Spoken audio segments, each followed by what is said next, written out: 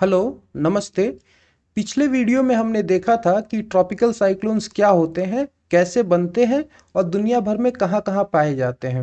उस वीडियो का लिंक मैं डिस्क्रिप्शन बॉक्स में आपको दे दूंगा। इस वीडियो में हम ये देखने जा रहे हैं कि भारत का जो ईस्टर्न कोस्ट है, ये क्यों ज़्यादा साइक्लोन से सफ़र करता है compare to the western coast. आप देखिए, भारत के जो ईस्टर्न कोस्ट है, मतलब भारत पूर्वी तट पर जो समुद्र है उसका नाम है बे ऑफ बंगाल, और पश्चिमी तट पे यू हैव अरेबियन सी। तो essentially we are here trying to see कि why more number of cyclones form in Bay of Bengal compare to Arabian Sea. There are some facts. देखिए, बे ऑफ बंगाल में जो बनने वाले ट्रॉपिकल साइक्लोन्स की संख्या है वो कम से कम 5 गुनी है अरेबियन सी में बनने वाले साइक्लोन्स के नंबर से। देखिए, बिटवीन 1891 टू 2000 308 साइक्लोन्स ऐसे थे जो भारत के ईस्टर्न कोस्ट को आके अफेक्ट किए, और ये कहाँ बने हुए थे? बे ऑफ बंगाल में। उन 308 में से 103 साइक्लोन्स सीवियर कैटेगरी के थे। दूसरी बात ये कि कम से कम 58% साइक्लोन जो बे ऑफ बंगाल में बनते हैं वो ईस्टर्न कोस्ट को आकर डेफिनेटली अफेक्ट करते हैं। Now on the other hand you have Arabian sea. Only 48 cyclones impacted the west coast, और उन 48 जो ट्रॉपिकल साइक्लोन्स हैं उनमें से सिर्फ 24 साइक्लोन्स ऐसे थे जो सीवियर कैटेगरी के थे। और जितने भी साइक्लोन्स अरेबियन सी में बनते हैं उसका सिर्फ 25% साइक्लोन आकर वेस्ट कोस्ट को अफेक्ट करता है। तो इसका कारण क्या है?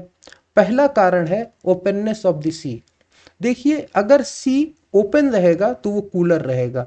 अगर वो लैंड से चारों मतलब तीन तरफ से घिरा रहेगा तो वो एक कंस्ट्रेंट सी है और वहां पर सी सरफेस टेम्परेचर ज़्यादा होगा। आप यहाँ बे ऑफ बंगाल को देखेंगे तो आप पाएंगे कि ये तीनों तरफ से ज़मीन से घिरा हुआ है। ऑलराइट। और अरेबियन सी के कंपैरिजन में इस नैरो भी है, because of which sea surface temperature is greater than 26 degrees Celsius. Also, the second reason is, you know that the major rivers of India, that is Ganga and Brahmaputra, they drain their large amount of water into Arabian Sea. Alright. अब देखिए, जो नदी का पानी है ना वो समुद्र के पानी से गर्म होता है, और गर्म पानी समुद्र के ठंडे पानी के ऊपर तैरता है। और उसको मौका नहीं मिलता है कि वो समुद्र के ठंडे पानी से मिल जाए। क्यों? क्योंकि नदियां तो पानी लगातार लेकर आ रही हैं। ऑलराइट। तो ऊपर ही गर्म पानी, एक तो यहाँ पर पहले से ही कंस्ट्रेंट सी है, टेम्परेचर ज़्यादा है, ऊपर से नदियों का भी गर्म पानी है।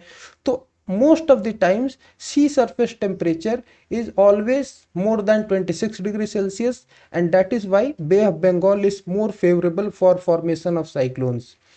Arabian Sea में on the other hand the only two major rivers Narmada and Tapti drain into it. Alright. The second reason is the intense heating of Bay of Bengal. अब आप ये जानते हैं कि सन का भी एक एपरेंट मूवमेंट होता है ना? वो 23.5 डिग्री नॉर्थ से इक्वेटर की तरफ जाता है 0 डिग्री, और फिर 23.5 डिग्री साउथ तक जाता है और फिर वापस आता है लाइक दिस।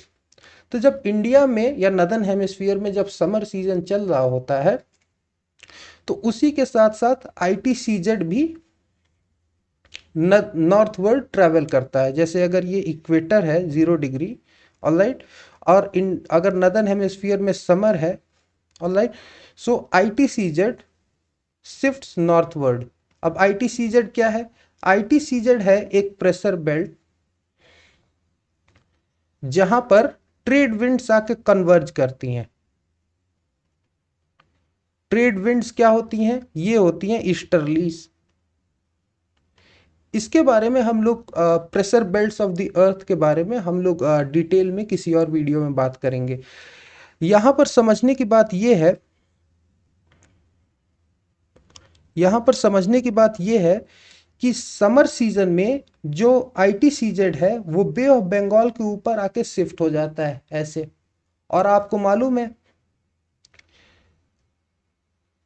जब ITCZ शिफ्ट होगा तो वहां पर आकर जो ईस्टर्लीज है जो ईस्टर्लीज है वो आकर वहां पर क्या करेंगी, कन्वर्ज करेंगी। ईस्टर्लीज मीन्स ये ईस्ट वाली विंड आएंगी, आके यहाँ पर क्या करेंगी, कन्वर्ज करेंगी। और आप देख रहे हैं कि एक सर्कुलर मोशन स्टार्ट हो चुका है over the bay of Bengal, and that is what leads to the formation of cyclonic storm. Alright, also you must know that at the ITCZ wind speed is very low. Okay, so wind speed is very sluggish. पहले जो लोग थे वो जब जो ये ITCZ है ना, इस रीजन को डोल्ड्रम से बोला जाता है, जहां पे ट्रेड विंड्स आके कन्वर्ज करती हैं। पहले क्या होता था कि जो सेलर्स होते थे, जब मैकेनाइज्ड शिप नहीं होती थी, जब लोग अपना जहाज के ऊपर पाल लगा के चलते थे, तब के ज़माने में जब सेलर्स डोल्ड्रम्स में फंस जाते थे तो कई कई दिनों तक वहीं पर फंसे रह जाते थे। क्यों? क्योंकि वहां पर विंड की स्पीड इतनी स्लगिश होती थी कि उनकी नाव आगे बढ़ ही नहीं पाती थी।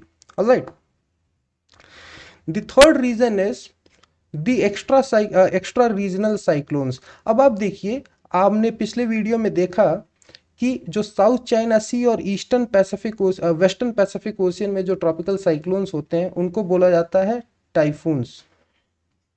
ऑलराइट, और ये टाइफून्स क्या है, ये ईस्ट से वेस्ट की तरफ मूव करते हैं। मैंने बताया कि जो साइक्लोन्स हैं वो हमेशा ईस्ट से वेस्ट की तरफ मूव करेंगे, और रास्ते में उनको क्या मिला, एक छोटा सा पैच ऑफ लैंड। इतना चौड़ा पैच ऑफ लैंड नहीं है कि वो साइक्लोन को ब्रेक कर दे, और अगर ब्रेक कर भी देता है तो साइक्लोन मरणासन थोड़ी सी स्थिति में एंट्री कर लेता है। कहाँ? बे ऑफ बंगाल में। और बे ऑफ बंगाल में it gets warm water, it intensifies.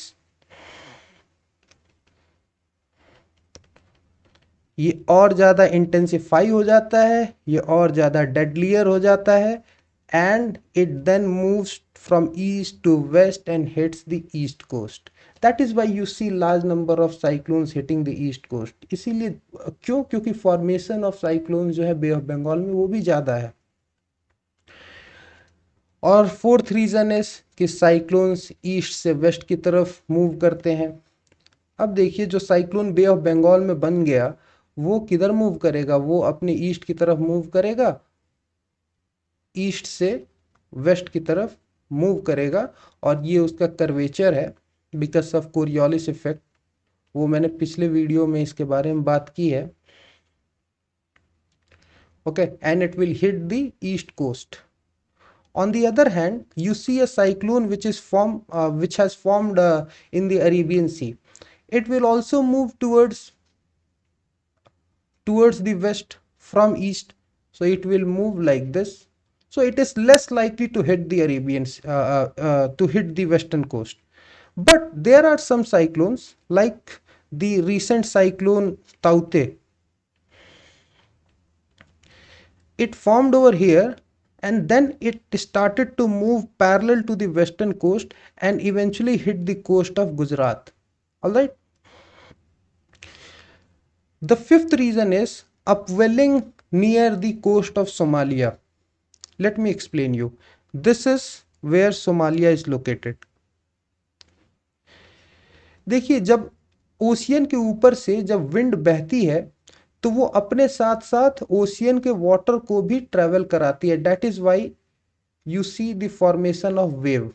Alright, और जब वहां से वाटर डिस्प्लेस हो जाता है तो उसकी जगह लेने के लिए नीचे से ओशियन का ठंडा पानी आ जाता है। इस इंसिडेंट को बोलते हैं अपवेलिंग। ठीक है, पूरी दुनिया में जहां भी अपवेलिंग होगा वहां पे वाटर कैसा हो जाएगा, कोल्ड हो जाएगा। और आपको मालूम है कि साइक्लोन के फॉर्मेशन के लिए you can say warm water, not cold water. तो वहां पर साइक्लोनिक एक्टिविटी नहीं हो पाएगी।